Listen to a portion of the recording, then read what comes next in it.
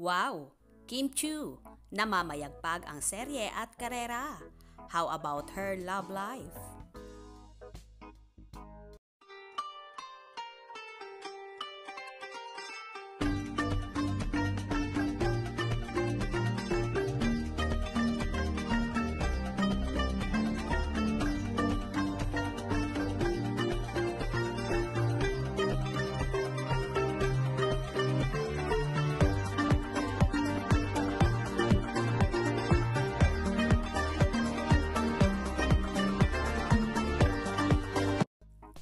Mahigit isang buwan pa lamang umeere ay inanunsyo na ang pagtatapos ng teleseryeng Linlang. Sa kanyang Instagram story, inihayag ng bidang si Kim Chiu na sa Thursday ang finale episode ng Linlang. Proud na sinabi ng actress na hanggang sa pagtatapos ay nananatiling numero 1 serye sa Pilipinas ang Linlang. Finale episode na sa Thursday and we're still the number 1 series in the Philippines. Sabi ni Kim nitong November 13.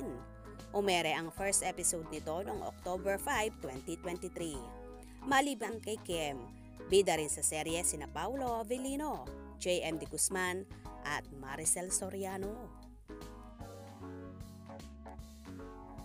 Samantala, super happy ang actress na si Kim Chiu matapos masungkit ang grand prize sa magpasikat ng It's Showtime. Sa isang Instagram post, ikinuwento ni Kim ang kanyang nararamdaman matapos manalo kasama si Jong Hilario at Ayon Perez sa magpasikat. Still on #magpasikat 2023 hi.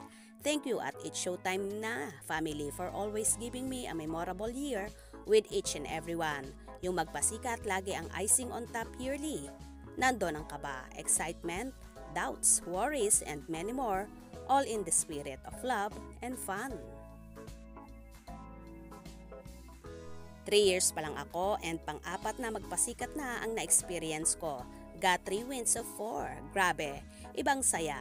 Nakakatulala. Na wow, kasama pala ako dito sa pamilyang ito. Congratulations sa lahat ng teams. Happy anniversary. Indeed, dagdag pa nito.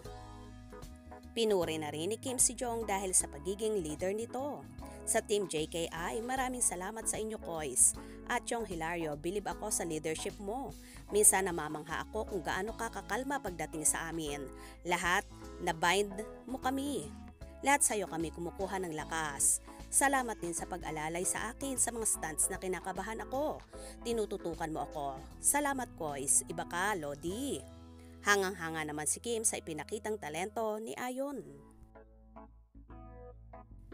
3 bagsak para sa'yo. Husay mo sumayaw at wala kang inuurungan. Nagulat ako sa willingness and determination mo na gawin lahat ng mga choreo and stunts. Nakita ko kung paano ka nagporsige and wala kang pinagdududahan sa ginawa mo. Husay mo, isa ka ng ganap na dancer. Salamat din sa mga snacks na shinare mo sa amin. Well, super happy naman talaga ni Kimi sa mga achievement na nagaganap sa buhay niya. Bukod sa napakatagumpay ng kanilang seryeng Linlang, abay, ang team pa nila ang nanalo sa Magpasikat 2023 sa Showtime. How about her love life naman kaya? Panalo din kaya ba? Or may konting gusot? Kaya naman tumutok at wag na wag pauhuli sa mga maiinit na kaganapan. Anong inyong magiging reaksyon sa bidyong ito? Comment below.